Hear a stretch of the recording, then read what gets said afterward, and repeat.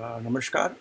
मैं शंकर हूँ और यहाँ मैं हॉरोस्कोप सुशांत सिंह का राजपूत, जो बहुत ही चर्चित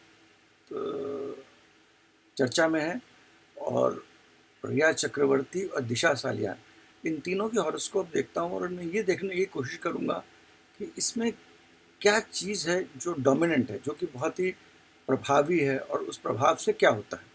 और ये मैं, क्योंकि हॉरोस्कोप जो है, लोगों को टाइम नहीं पता है और जो दिन है वो ठीक है, तो उसके हिसाब से देखते हुए हम लोग इसको चंद्र लग्न से देखेंगे जो ठीक रहता है, और दूसरा हम नक्षत्र पे ज़्यादा करेंगे। हम इसमें भृगु नाड़ी के कुछ प्रिंसिपल्स अप्लाई करेंगे, जो कि मैं हरदम करता हूँ, और वो मैं समझाने की कोशिश भी करूँगा आपको इधर। तो इधर आप देखिएगा तो सुशांत सुशांत सिंह की हॉरोस्कोप है। इसके अंदर मकर में गुरु, शुक्र, सूर्य और मरकुरी, मतलब बुध, ये चारों प्लैनेट्स एक साथ हैं। और सूर्य ने शुक्र के साथ बहुत ही पास है और कंबस्ट है। मरकुरी भी कंबस्ट है और सूर्य के पीछे है। तो यहाँ पर हम, मेरे हिसाब से जो मरकुरी जो है वो एक बहुत इम्पॉर्टेंट प्लैनेट बन जाता है, क्योंकि वो सबसे कम डिग्री में है और वो सारे प्लैनेट्स को, और बहुत फास्ट मूविंग प्लैनेट्स है, तो सब प्लैनेट्स को छूते हुए निकलता है, आगे बढ़ता है। मतलब हॉरोस्कोप जो है वो एक कोई स्टैटिक चीज़ नहीं है, it's a moving thing, move करता है। हमको टेवा पता चलता है कि ये आदमी अपने इस टाइम में इन प्लैनेट्स के साथ, इन ग्रहों के साथ पैदा हुआ है। मगर ये कोई एक ऐसी चीज़ नहीं है जो कि स्टैटिक है। ये चीज़ है, ये आपके चल रही है और वो चलती रहती है काल चक्र के अनुसार।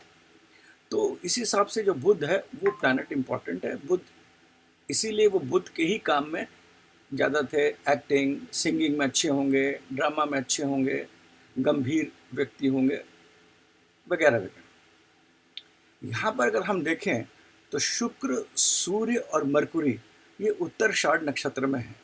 जो उत्तराषाढ़ नक्षत्र होता है, ये बेसिकली एक ऐसा नक्षत्र है जो कि आपको विजय की तरफ, बहुत ही एग्रेसिव नक्षत्र है। ऐसा नक्षत्र है जो कहता है कि एग्रेशन करो, जो भी प्लान करो उसको एग्रेसिवली प्लान करो और उसको पूरा करो। और इस नक्षत्र में एग्रेशन का बहुत बड़ा हाथ इसलिए होता है क्योंकि इसके अंदर जो कहानी है इस नक्षत्र में, वो है शिव, पार्वती और गणेश की। किस तरह अपने मानसिक शक्ति से पार्वती जी ने गणेश को उत्पन्न किया था, और गणेश जी ने अंदर नहीं आने दिया शिव जी को। शिव जी ने उनका गला काट दिया, और फिर उसके बाद जब पार्वती जी गुस्सा हुई और पूरा ब्रह्मांड हिलने लगा, तो विष्णु जी ने आकर उनको हाथी का सर लगाकर, और फिर शिव जी ने उनको भी वरदान दिया कि तुम गणों के ईश बनोगे, गणेश बनोगे। तो ये जो उत्तराषाढ़ नक्षत्र है, ये डिस्ट्रक्शन से इसका बहुत बड़ा हाथ रहता है। यहाँ के लोग जो होते हैं वो शिव जी के बहुत उपासक होते हैं, क्योंकि शिव जी ही इस नक्षत्र का मतलब एक तरह से इस नक्षत्र पूरे कैप्रिकॉर्न, एक्वेरियस का जो होता है मालिक, इनमें शिव जी का बहुत एक शक्ति रहती है। बल्कि शिव जी कैप्रिकॉर्न में, मतलब इसमें रहते हैं मकर में, और कुंभ जो होता है वो राहु, जो शिव जी का ही एक रूप है, जिसे हम काल भैरव कहते हैं। तो यहाँ पर शिव की डिस्ट्रक्शन शक्ति भी है और शिव की कंस्ट्रक्टिव शक्ति भी है, ये दोनों चीज़ हैं। और इसके अंदर जो है, ये उत्तराषाढ़ नक्षत्र जो होता है, इसका जो एक सिंबल होता है वो टस्क होता है, मतलब हाथी का टस्क। तो ये आदमी को एक, और जो हाथी होता है उस पर राजा लोग चलते थे, और ये एक राइट साइड का टस्क होता है, जो कि मतलब पूरा टस्क रहता है उत्तराषाढ़ नक्षत्र। तो बहुत ही एक नक्षत्र ऐसा है जो कि कोहरण नक्षत्र है, मगर ये नक्षत्र को ऐसा नक्षत्र है जिसके अंदर अगर आप कोई गलत काम करोगे तो ये नक्षत्र बहुत उत्पाद बना देता है। क्योंकि एक तरह से जो मकर और कुंभ साठ, मतलब शिव जी और विष्णु जी का समागम जो है, जिसे हम अर्धनारेश्वर बोलते हैं, शिव और विष्णु, ये मकर नक्षत्र में होता है। तभी अपना काल पुरुष में भी जो कैप्रिकॉर्न होता है वो बहुत इम्पोर्टेंट माना जाता है फॉर योर प्रोफेशन, और उसका अगला हाउस है गेन्स ऑफ प्रोफेशन। तो प्रोफेशन के लिए बहुत ही इम्पोर्टेंट घर इसीलिए माना गया, और उसे अर्धनारीश्वर के रूप में भी कहा जाता है। तो एक चीज़ जो मैं इसमें बताना चाहता हूँ, इस नक्षत्र में मोस्ट इम्पॉर्टेंट जो होता है, इस नक्षत्र पे अगर नेगेटिविटी हो जाती है तो फिर शिव जी अपना तांडव करते हैं और कुछ भी इसमें अच्छा नहीं होता। जो अगली चीज़ है कि उसमें विष्णु जी गणेश को लगाते हैं, वो चीज़ नहीं हो पाती है। तो डिस्ट्रक्शन के बाद जो कंस्ट्रक्शन होता है वो नहीं हो पाता है अगर इसको नेगेटिव प्लैनेट्स ने इसको देख रहा हो, इस पूरे समागम को, जुपिटर वीनस सन और मरकुरी के कंजंक्शन को अगर देख रहा हो। और जुपिटर जो है वो धनिष्ठ नक्षत्र में है, वो भी नक्षत्र शिव जी का है और वो डमरू से दिखाता है। तो डमरू शिव जी दोनों टाइम बनाते हैं, एक तो जब खुश होते हैं तभी बजाते हैं, और दूसरा जब उनको जब हर चीज़ को डिस्ट्रॉय करना है तब भी बनाते हैं। और जुपिटर जो है इस यहाँ पर अपने डेबिलिटेशन साइन में होता है, तो हर चीज़ के लिए अच्छा हो सकता है, मगर लव और मैरिज, इन दोनों चीज़ों में हरदम ये प्रॉब्लम डालता है अगर जुपिटर धनिष्ठ नक्षत्र में है। और ये एक मंगल और शनि इसमें एनर्जी होते हैं धनिष्ठ नक्षत्र में, मतलब शनि और मंगल का एक एनर्जी होती है, और ये एनर्जी बैलेंस करना, अगर आपने बैलेंस कर ली इस एनर्जी को तो आदमी बहुत ऊँचे उठता है। और अगर नहीं बैलेंस कर पाए और शनि मंगल पे प्रभावी हो गया और उसको डायरेक्ट नहीं कर पाया तो ये आपको विनाश करता है। अगर आप ये देखिए तो ये जो हॉरोस्कोप है जहाँ पर गुरु, शुक्र, सूर्य और मरकुरी तीनों हैं, और शुक्र और सूर्य आपस में बहुत पास में है, और सूर्य ने शुक्र को अस्त किया है। सूर्य है वो शुक्र को जाके छू रहा है आगे, सूर्य की डिग्री कम है।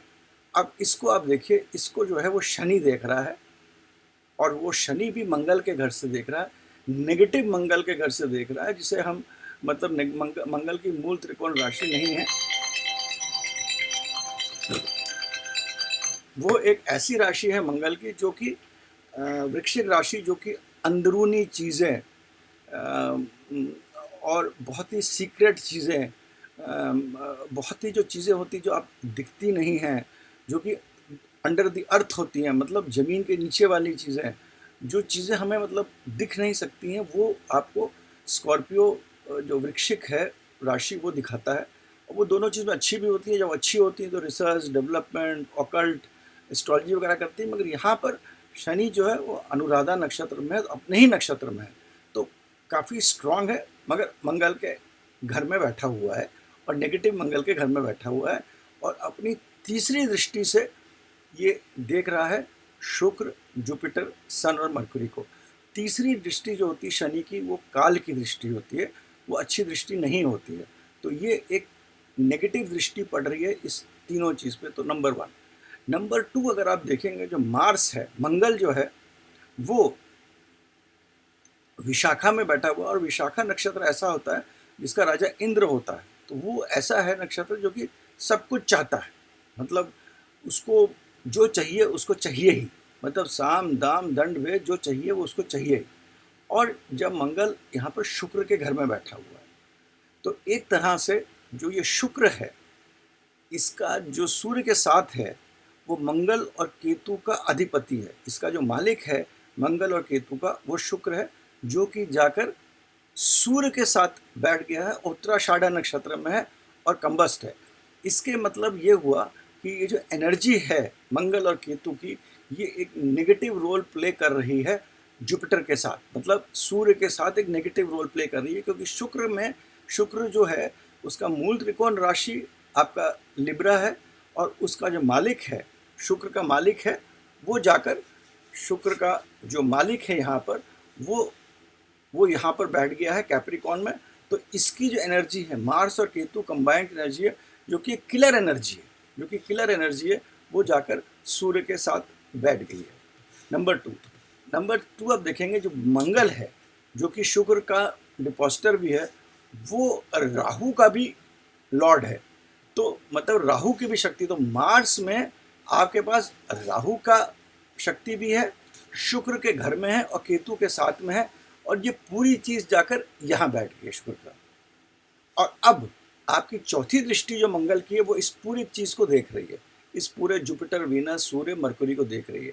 अगर आप मोटा मोटा देखेंगे तो इसके मतलब शनि और मंगल दोनों ही देख रहे हैं। और जब शनि मंगल गुरु को देखते हैं, जो कि अपने शादी, विवाह गुरु डिविनिटी का ग्रेस होता है उसको देखते हैं, शुक्र को देखते हैं जो कि औरत है और ड्रग्स है जो कि नेगेटिव चीज़ों का मालिक है, जो कि मतलब दैत्य गुरु है, उसको देख रहे हैं। और सूर्य सरकार अपनी खुद की वाइटैलिटी, शक्ति, और मरकुरी जो होता है वो डिवीजन का कारक होता है, वो हर चीज़ को डिवाइड करता है, एक सीक्रेटिवली डिवाइड करता है। केतु यहाँ पर आ गया तो एक सीक्रेटिवनेस बहुत ज़्यादा है।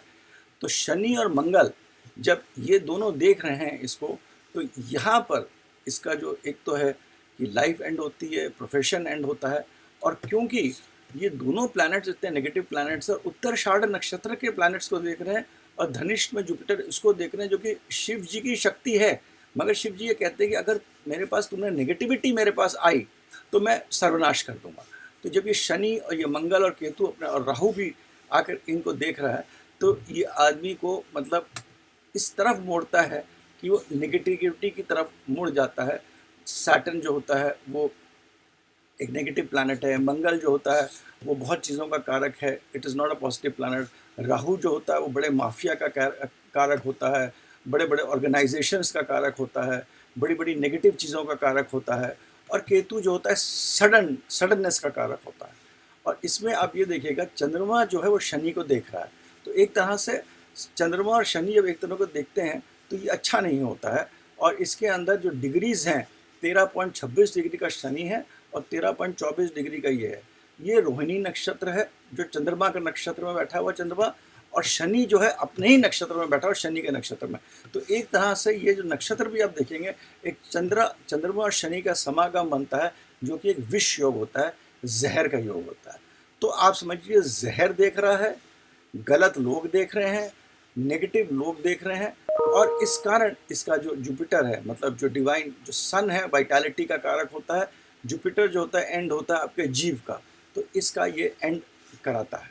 तो इस तरह बी श्योर, मैं इसके लिए तो पक्का हूँ कि इसको जो एंड हुआ है वो दो कारण से हुआ है। एक तो कारण ये है कि चंद्रमा जो है वो शनि को देख रहा है, रोहिणी और अनुराधा इनमें कोई मेल नहीं है, तो विष विष जैसा कुछ हुआ है, जैसे मतलब इट्स अ नेगेटिव थिंग, जो कि एक नेगेटिव चीज़ हुई है जो कि सीधा देख रहा है।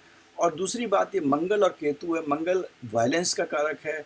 मंगल जब शुक्र के घर में होता है तो it does not feel good. Mangal जब शुक्र के घर में होता है तो इसके मतलब वुमन, केतु के घर में होता है सडननेस। राहु से डिपॉजिटेड है, राहु का मालिक मंगल के अंदर राहु की भी शक्ति है, क्योंकि एरीज में राहु है और मंगल इसका मालिक है। तो मंगल और केतु में जो है वो बहुत सारी नेगेटिव चीज़ें हैं, शनि में भी बहुत सारी नेगेटिव चीज़ें। और जब ये दोनों इतने सारे प्लैनेट्स उत्तराषाढ़ और धनिष्ठ नक्षत्र में देखते हैं तो इस तरह से इनका एक एंड हुआ है, जो कि एक नेगेटिव एंड है फॉर श्योर।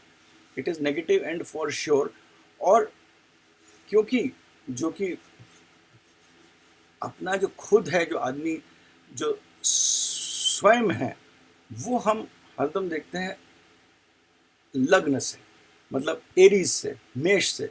मेष में इनके राहु बैठा है, जो कि एक तरह से मतलब बहुत ही एक बड़े स्कीम का ये इधर पार्ट थे और पार्ट बनाए गए हैं, और सब नेगेटिविटी के कारण इनका अंत हुआ है। अगर आप भृगु नाड़ी हिसाब से देखिएगा तो जुपिटर आप समझ लीजिए यहाँ पर है 12, 24 और ये 11 डिग्री है, मतलब आधा। तो 33-34 साल में जब राहु यहाँ पर पूरा अपने एनर्जी के साथ यहाँ आता है तो इनकी end of the life. Rahu is a mouth, Rahu mouth होता है जो कि आदमी को इगल लेता है और मौत का बहुत बड़ा कारक होता है। तो मैं इसको भृगु नाड़ी के हिसाब से मैं तो ये डेथ तो नहीं, मगर ये अगर मैं इस पत्री को लाता भी तो मैं कहता है मरण तुल्य दुख टाइम आ गया है। तो इससे ये एक चीज़ आपको बिल्कुल क्लियर होती है, यहाँ पर negative elements, wish, sudden things have happened, right. और आपको अगर खुद का डेथ का देखना होता है तो लग्नेश और सप्तमेश होता है, जिसमें कि आदमी को मतलब आदमी की डेथ अननेचुरल कॉजेज से होती है। तो वहाँ पर आप देखिएगा आपका जो एरीज में है राहु है, और 7वें घर में जो सामने वाला आदमी होता है उसमें मार्स में राहु का, मार्स राहु केतु दोनों का है। तो कोई सामने वाला है, कोई है सामने वाला जिसने इनको मारा है या सुसाइड के लिए प्रताड़ित किया है या स्ट्रैंगुलेट किया है। But there is an element of which there is an element of बहुत बड़े ऑर्गेनाइजेशंस, बहुत सारे लोग, और बहुत बड़ा एक एक्टिविटी स्कीम का हुआ है। अब क्योंकि ये है कि आदमी का बार ये देखिए, जो हाईएस्ट डिग्री प्लैनेट है ये जुपिटर है। इनके पूरे प्लैनेट में जो आत्मकारक है, हाईएस्ट डिग्री जुपिटर है, धनिष्ठ में है। तो मैं ये पक्का कह रहा हूँ, क्योंकि जुपिटर इतना अच्छा है, और आगे जाके एक्वेरियस में आता है जो कि एक अ, अ, तराजू होता है, इस तरह का आदमी को मतलब वो देता है, जस्टिस देता है। तो आई am sure that justice will prevail, justice होगी जब हमारा अभी गुरु ट्रांजिट में यहाँ पर आएगा, तो इसमें जस्टिस होना निश्चय है। तो मेरे हिसाब से करीब करीब मतलब final justice will come after 2 years की सज़ा मिल गई, ये हो गया वो हो गया, but justice has to prevail, I am sure about that. इसमें मतलब मेरे को कोई दो राह नहीं है, क्योंकि जुपिटर धनिष्ठ में है, तो इसमें शिव जी का बहुत आशीर्वाद रहता है, शिव और विष्णु दोनों का। तो ये जो पूरा ये जो समागम है, इसके हिसाब से आई एम श्योर एज पर माई नक्षत्र एंड भृगु नाड़ी, जिसके मैं ज़्यादा एक्सप्लेन नहीं कर सकता हूँ, इनको जस्टिस जरूर मिलेगी। अगर हम अब रिया चक्रवर्ती की हॉरोस्कोप देखते हैं, तो रिया चक्रवर्ती जल्दी से देखूंगा। रिया चक्रवर्ती की हॉरोस्कोप में भी आप देखिए, चंद्रमा 26 डिग्री का है, शुक्र 20 डिग्री का है। ऐसे लोग जहाँ, और दोनों पुनर्वासु नक्षत्र में है। पुनर्वासु नक्षत्र गुरु का नक्षत्र होता है। गुरु के नक्षत्र में जब भी चंद्रमा और शुक्र बैठा होगा, तो मतलब वो अच्छा नहीं करेगा। चंद्रमा और शुक्र गुरु के नक्षत्र में बैठा होगा, तो ये आदमी को एक बहुत ही परपंच और चरित्र का मालिक बनाता है, और वो भी जेमिनी के घर में, मतलब ये अपना मिथुन के घर में। तो आदमी 4 बॉलों से ऊपर नीचे करने की क्षमता रखता है। सूर्य और केतु अदरा नक्षत्र में, जो राहु का मालिक है, और केतु भी अदरा नक्षत्र में है। तो केतु जो होता है वो सीक्रेट ऑर्गेनाइजेशन, क्योंकि उसके नीचे का ऊपर का सन धड़ होता है, सीक्रेट ऑर्गेनाइजेशन, सीक्रेट प्लानिंग, लोग। और क्योंकि सूर्य आगे है, तो इसके मतलब कोई पावरफुल आदमी जो राहु जैसा है, जो मतलब ऐसा आदमी है जो कि मतलब बिल्कुल मतलब शक्तिशाली है, मगर नीच आदमी है। तो उसका भी एक है, केतु पहले सूर्य से मिलता है, तो उस टाइप का आदमी, और फिर शुक्र चंद्र से मिलता है। तो शुक्र चंद्र जो होता है वो परपंच का कारक होता है। तो इसके हॉरोस्कोप में भी आप देखिएगा, अदरा और पुनर्वसु का जो है, और मिथुन में है, ये अच्छा नहीं है। बाकी राहु जो है वो मूल नक्षत्र में है। राहु मूल नक्षत्र, आपका केतु उसका मालिक होता है। राहु का जो मालिक होता है मूल नक्षत्र का, वो केतु होता है। मूल होता है कि आदमी जमीन के नीचे जाता है, जमीन के नीचे जाकर बहुत काम करता है, और उसका क्योंकि मूल नक्षत्र है, उसका मालिक केतु होता है, वो यहाँ पर सबसे कम डिग्री में है। तो ये केतु बड़ा इंपॉर्टेंट हो जाता है। And Ketu is all about secretiveness, paper work, paper. Ketu is all about paper, Ketu is secretiveness, Ketu is मतलब छोटे से गेट पीछे का कारक होता है, बाउंड्री का कारक होता है, बहुत सारी चीज़ों का कारक केतु होता है, जो कि पॉजिटिव नहीं है। और वो केतु जाकर मतलब इसका इस्तेमाल यहाँ करा जा रहा है तीसरे घर में, means for the benefit of, तीसरा घर जो होता है वो benefit of, for the benefit of किसी और के बेनिफिट के लिए, आप किसी और के बेनिफिट के लिए ये पूरा काम कर रहे हैं। ये रिया चक्रवर्ती के हॉरोस्कोप है। इनके हॉरोस्कोप में भी आप देखिएगा, शनि जो है वो राहु को पीछे जा रहा है, और शनि भी धनिष्ठ में है इनके भी, इनका भी शनि धनिष्ठ में है। This is again the drum of Shiva, Shiva के डमरू। धनिष्ठ जो है वो शिवा का डमरू है, तो डमरू तो बजेगा जरूर, और डमरू बजेगा, और जरूर मतलब वो होगा कि something has to come out. ये राहु को देख रहा है, तो डमरू बज के सीक्रेटिव एलिमेंट्स को निकाला भी जाएगा। तो this also shows that you know with her also, मतलब जो इनका जो जमीन के नीचे चीज़ें छुपी हुई हैं वो निकलेंगी, जो जड़ के अंदर चीज़ें छुपी हुई हैं वो निकलेंगी। फिर इनका मंगल जो है वो भरनी नक्षत्र में है, और भरनी नक्षत्र इस वो औरत की योनि को बताता है, और योनि एक ऐसी चीज़ है ट्रांसफॉर्मेशन, चीज़ों को चेंज करती है। तो ये जो महिला है, इन्होंने, इट इज़ नॉट अ बड़ी बहुत अच्छा नक्षत्र नहीं है, इसका मालिक शुक्र होता है जो अगेन वहाँ पर है, जो कि एक ऐसा नक्षत्र है जो आदमी को अपने पुरले जन्म का कुछ भोगना होता है, वो भोग कराता है। मरकुरी पुष्य नक्षत्र में है, मगर चंद्रमा के घर में है, तो ये धनी है बात करने की, बोलने की धनी है, बोलने की धनी है, बात करने की धनी है।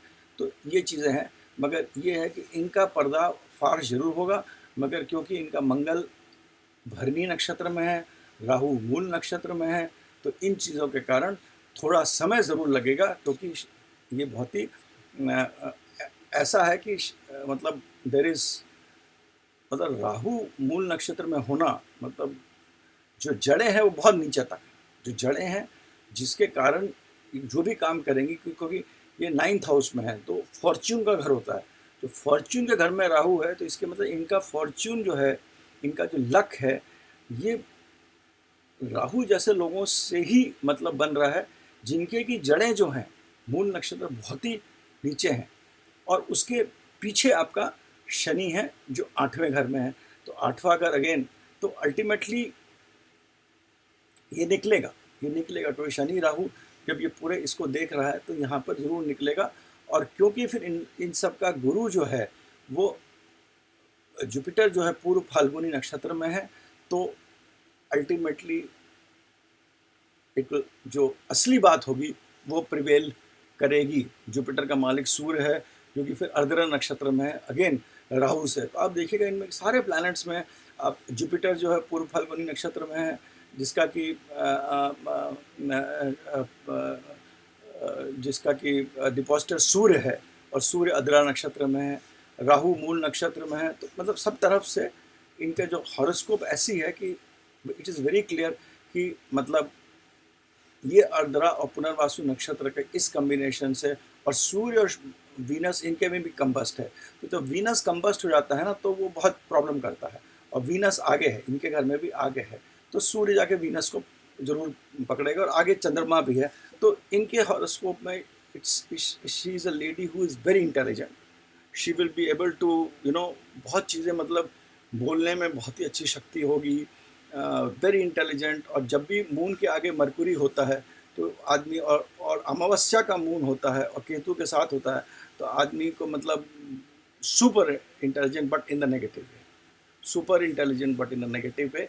एंड इनका जो होगा, क्योंकि मैं अगेन कहता हूँ, क्योंकि शनि धनिष्ठ नक्षत्र में है और जुपिटर पूर्व फाल्गुनी नक्षत्र में है, तो ultimately it will be an exposure for some time, but it will take some time for the lady to be, for her to come out, Riya ji अपनी असली चीज़ बताएं। क्योंकि राहु मूल में है और केतु अर्द्र में है, अर्द्रा में है, तो राहु केतु के नक्षत्र में हो गया और केतु राहु के नक्षत्र में हो गया, तो मतलब एक तरह का ये मतलब बहुत ही मतलब, और जुपिटर जो है वो भी राहु का डिपॉजिटर है, तो बहुत ही बड़ा सीक्रेटिव, धरती के नीचे कोई चीज़ है जो इनको, इनके फॉर्च्यून को संभालती है।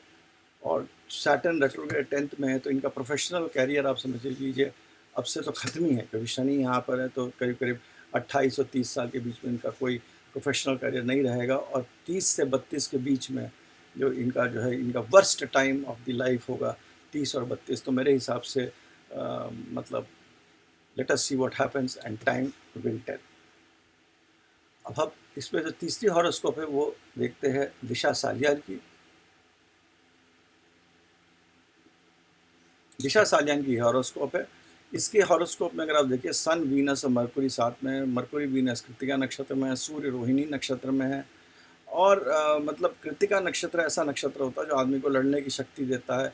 रोहिणी नक्षत्र चंद्रमा का होता है, ये पूरे का मालिक चंद्रमा है। हमको ये देखना चंद्रमा का है, चंद्रमा जाके शनि के घर में बैठ गया है, और चंद्रमा जो है दो नेगेटिव प्लैनेट शनि और मंगल से मतलब ये है, मतलब एक तरफ शनि एक तरफ मंगल है, तो शनि भी नेगेटिव है, मंगल भी नेगेटिव है, और शनि के पीछे राहु है, शनि के पीछे राहु है।